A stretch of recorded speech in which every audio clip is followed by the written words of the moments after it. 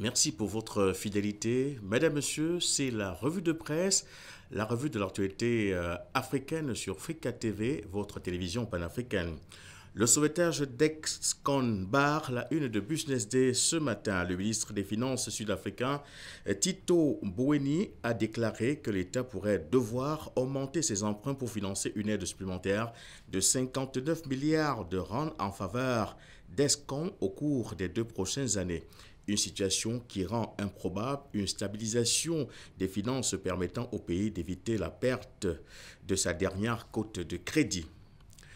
Le sauvetage de cette entreprise d'électricité sud-africaine Eskom fait toujours la une de Citizen. Le journal précise que le ministre des Finances Tito Mboweni a annoncé hier un plan de sauvetage de plusieurs milliards de rands pour cette entreprise. Terreur dans la capitale, titre Daily News en Afrique du Sud. Le tabloïd révèle que les conseillers étaient assis sur le point de s'adresser à l'administrateur de la ville, Bou Sitole, lorsque l'explosion s'est produite. Le journal de poursuivre que l'administrateur tentait de présenter un plan de redressement pour la région en conflit. L'ex-ministre des Affaires étrangères sous Chatit Benjedid et candidat à la présidentielle de 1999, Ahmed Taleb Ibrahimi, expose sa vision pour une sortie de crise dans le cadre du dialogue social inclusif en Algérie. C'est l'information à la une du quotidien algérien L'Expression. À la une du journal de l'Angola, un tribunal suggère de déménager du Zaïre à Congo. Le journal nous informe que le président de la République, João Lourenço, a reçu à cet effet hier en audience 19 des 25 membres de la Cour royale de Mbanza Congo. Il est donc question que la province du Zaïre prenne désormais le nom de Mbanza Congo. Émergence en Côte d'Ivoire.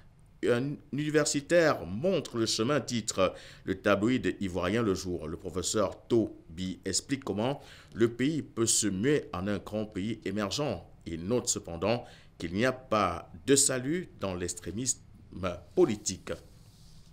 Restons toujours en Côte d'Ivoire avec le journal Le Sursaut qui révèle la fortune du couple Barbeau. Pour Caroline, une journaliste et blogueuse qui a diffusé l'information, le couple Barbeau détenait une fortune estimée à 6,5 milliards de francs suisses.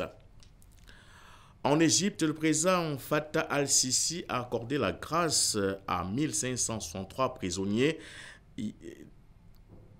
hier mardi, date anniversaire de la révolution de ce pays, annonce Daily News Égypte.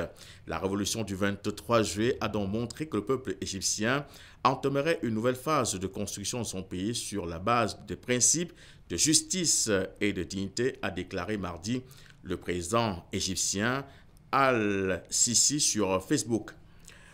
Le Sénat entame aujourd'hui au Nigeria l'examen des candidatures des nouveaux membres du gouvernement nommés par le président Muhammadu Buhari, nous fait savoir Daily Trust. Le journal rapporte que le nombre de candidats proposés a été supérieur à celui de 2015, où 36 ministres au total ont été nommés. Ce qui n'est pas surprenant car le président avait précédemment promis d'augmenter le nombre de ministres. La Chine, les hubs touristiques de Zim sur les cartes, c'est l'information qui barre la une du tabloïd du Zimbabwe de Herald. Le journal ajoute que le président Nangawa a exhorté hier les investisseurs chinois à tirer parti des opportunités disponibles dans le secteur du tourisme, principalement dans les provinces de Mashonaland Ouest et de Matabeleland Nord. Paiement électronique, la nouvelle donne, titre Cameroun Business, tous les établissements bancaires, tout comme les opérateurs de téléphonie mobile, sont désormais tous agréés. Le journal propose à ce sujet de nouveaux textes en vulgarisation en zone CEMAC. Ecomatin s'intéresse ce matin au crédit communautaire de croissance MC2 et titre sur les non-dits du départ de Paul Fokam-Kamounié.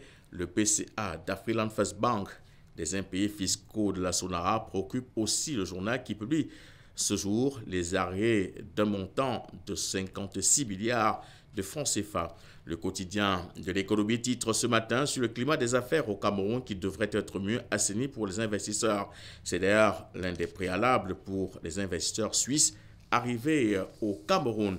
Le quotidien nous informe également que le GICAM et le MEDEF, ces deux groupements patronaux, envisagent d'ici 5 ans la création de 10 millions d'emplois en Afrique.